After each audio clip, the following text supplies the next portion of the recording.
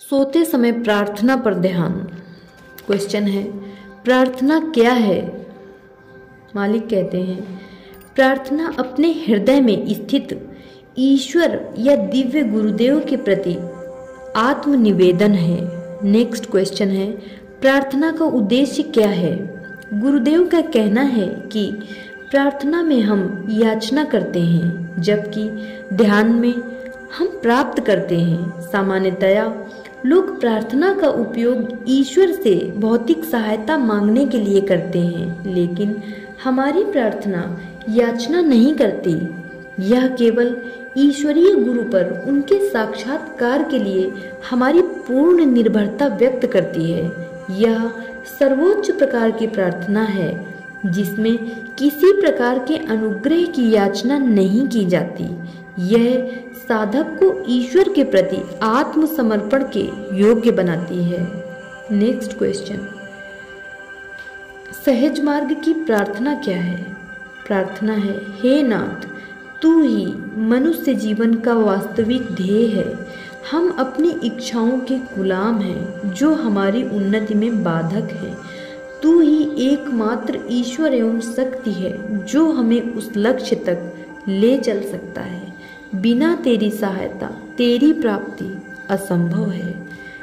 हम यह प्रार्थना कब और कैसे करें?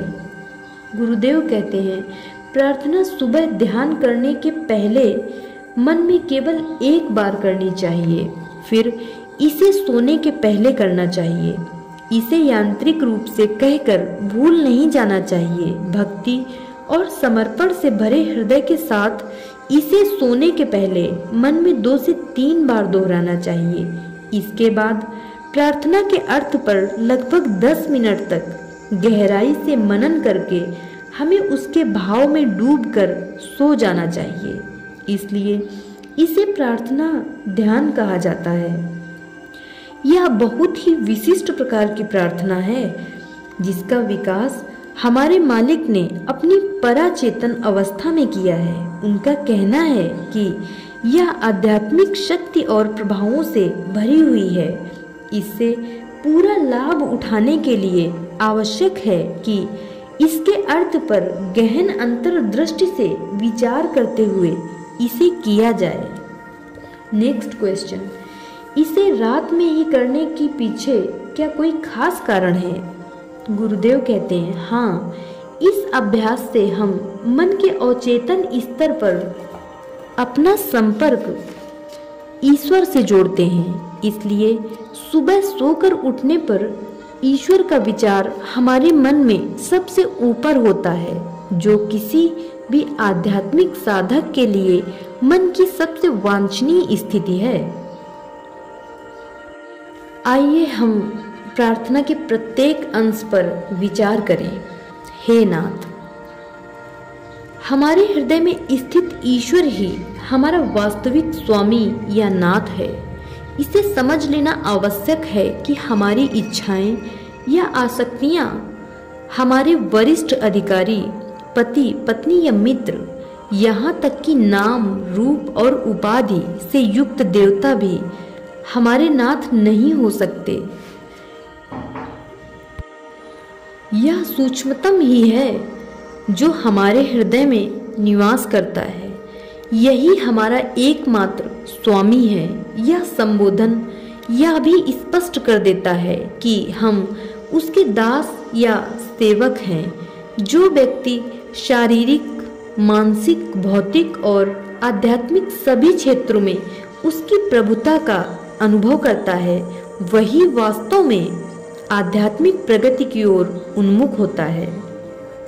हे नाथ का यह संबोधन हमारी विनयपूर्ण मन स्थिति को दर्शाता है, जिससे निश्चय ही हमारे भीतर, हमारे हृदय में रिक्तता पैदा होती है और इसके फलस्वरूप ईश्वरीय कृपा का प्रवाह हमारे भीतर, हमारे हृदय में प्रवाहित होने लगता है। तू ही मनुष्य जीवन का वास्तविक ध्येय है। गुरुदेव हमेशा इस बात पर जोर देते हैं कि हमारे जीवन का ध्येय हमारी दृष्टि में निरंतर होना चाहिए, अन्यथा इस बात की संभावना हमेशा बनी रहती है कि हम जीवन के भौतिक स्तर पर छोटे छोटे लक्ष्यों में उलझकर अपने वास्तविक लक्ष्य से भटक जाएं और अपने मार्ग से हट जाएं। यहाँ हम इस बात पर जोर देते हैं कि हमारा लक्ष्य आकर्षण या इस जीवन में आकांक्षाओं की पूर्ति करना नहीं है, ना ही वे उपहार हमारा लक्ष्य हैं जिन्हें मालिक ने हमें कृपा पूर्वक प्रदान किया है। हमारा लक्ष्य तो केवल वह है और हमें उसे ही पाना है। हाँ, यह अलग बात है कि उसके साथ साथ हमें वह सब भी मिल जाता है जो हमारे सांसारिक जीवन के लिए आवश्यक है। गुरुदेव ने इसी बात को बड़ी सुंदरता के साथ इन शब्दों में प्रस्तुत किया है। मेरे प्रियतम, तुम ही मेरे जीवन के वास्तविक लक्ष्य हो। मेरे और तुम्हारे बीच में तुम्हारी शक्तियाँ, तुम्हारा सौंदर्य, तुम्हारी समृद्धि प्राप्त करने की मेरी मूर्खतापूर्ण इच्छाएं और कामनाएं खड़ी हैं। ऐसी स्थिति में केवल तुम ही अपने आप को मुझे सौंप सकते हो। प्रार्थना की यह पंक्ति परमात्मा के प्रति हमारे प्रेम को प्रदर्शित करती है। भक्त यदि एक बार अपना हृदय अपने आराध्य पर न्योछावर कर दे तो फिर अन्य कोई वस्तु उसका ध्यान उसके लक्ष्य से विचलित नहीं कर सकती। हम अपनी इच्छाओं के गुलाम हैं जो हमारी उन्नति में बाधक हैं। यहाँ हम ईश्वर से विनम्र निवेदन करते हैं कि हम खुद ही अपनी इच्छाओं और आसक्तियों के दास बने हुए हैं। इच्छाएं और आसक्तियां ही हमारे संस्कारों का प्रमुख कारण हैं जो हमें पीछे खींचकर और नीचे गिराकर उस तक पहुंचने में बाधा बन रही हैं। हम स्वयं से एक भी कदम आगे बढ़ने में असमर्थ और असहाय हैं।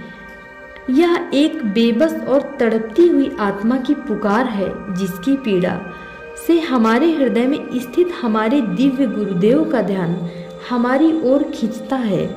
जब हम अपने भीतर की हालत को स्वीकार करते हुए ईश्वरीय सहायता की प्रार्थना करते हैं तो हमारी दीनता और निष्कपटता प्रकट होती है। तू ही एकमात्र ईश्वर एवं शक्ति है जो हमें उस लक्ष्य तक ले चल सकता है।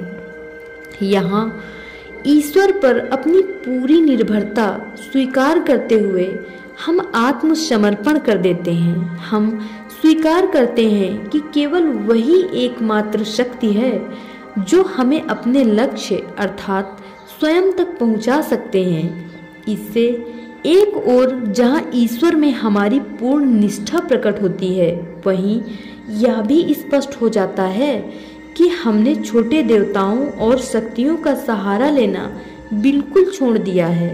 भौतिक स्तर पर ये भले ही हमें कुछ लाभ दे दे, ईश्वर की प्राप्ति में ये हमारी किसी प्रकार की कोई मदद नहीं कर सकती है।